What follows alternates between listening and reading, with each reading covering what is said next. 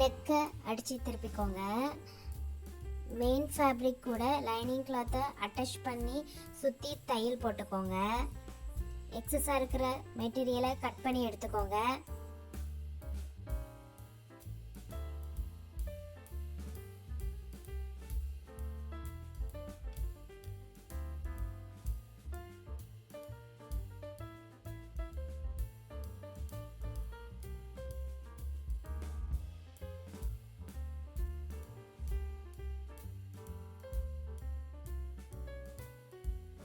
First நம்ம under first dot பிடிக்க போகிறோம்.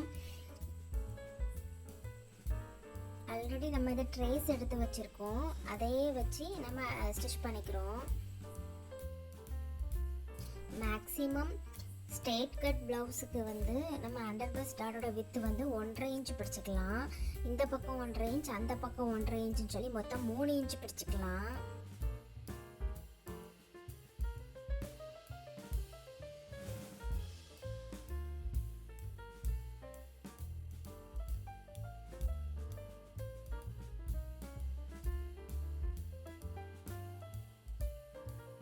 நமக்கு அண்டர் பஸ்ட் டாட் பிடிக்கும் போதே நம்மளுக்கு வந்து கப் ஷேப் அழகாக வந்துடும்.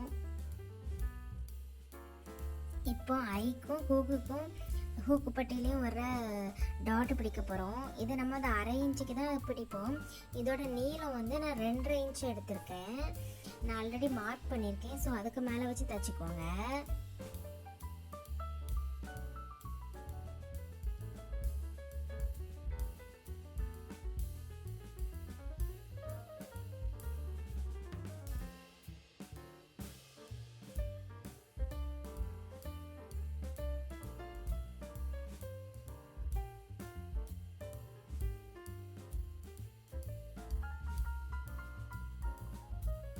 இப்போது நம்ம 3வது டாட்டு பிடிக்கிறது தான் நான் சொல்லிக் கொடுக்க போகிறேன்.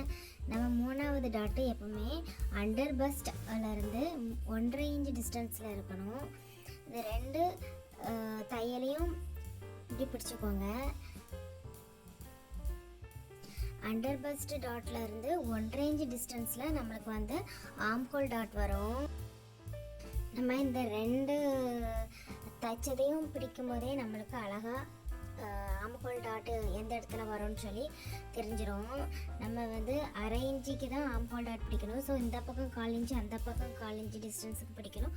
ஸோ 1/4 இன்ச்சுக்கு இப்படி நேராக தைச்சிக்கோங்க.